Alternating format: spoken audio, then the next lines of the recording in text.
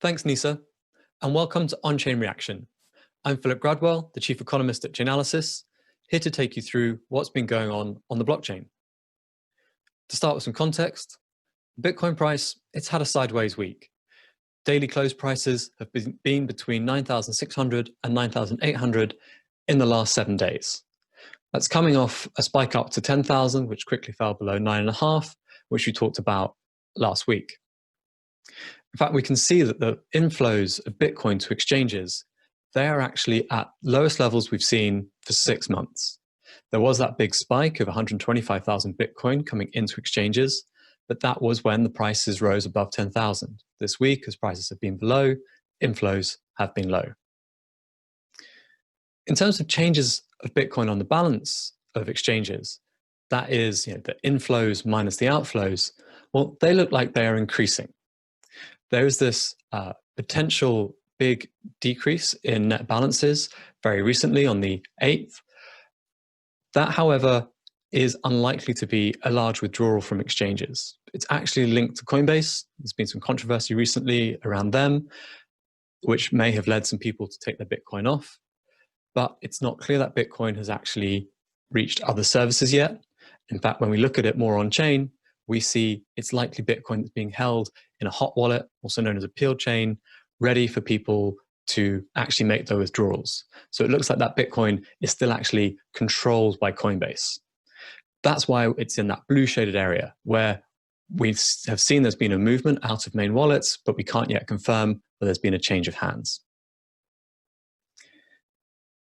If we look at the flows between exchanges, well, it's down across the board. And that's in line with the overall decrease in flows we talked about earlier. It's been a quiet week.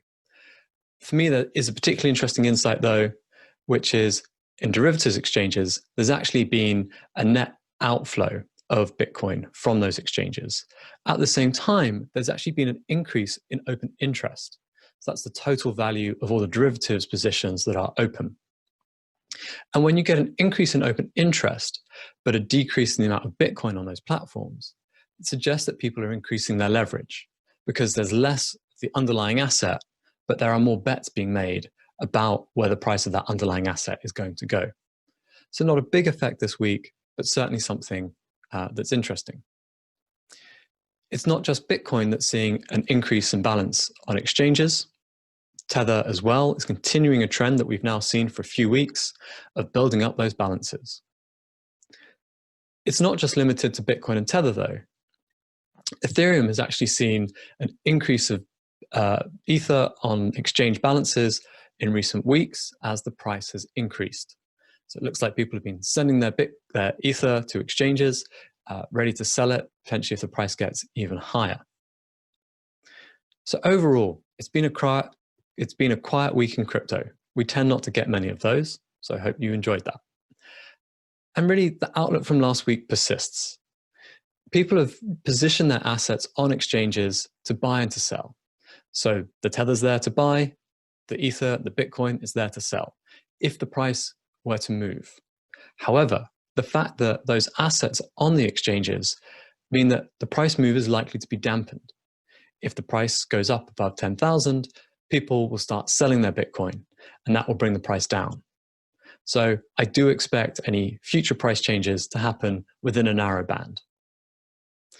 And as we mentioned, there has been this decrease of assets on derivatives exchanges, but this increase in open interest, suggesting the market is getting a little bit more leveraged. Not the biggest story this week, but certainly one to watch in the future.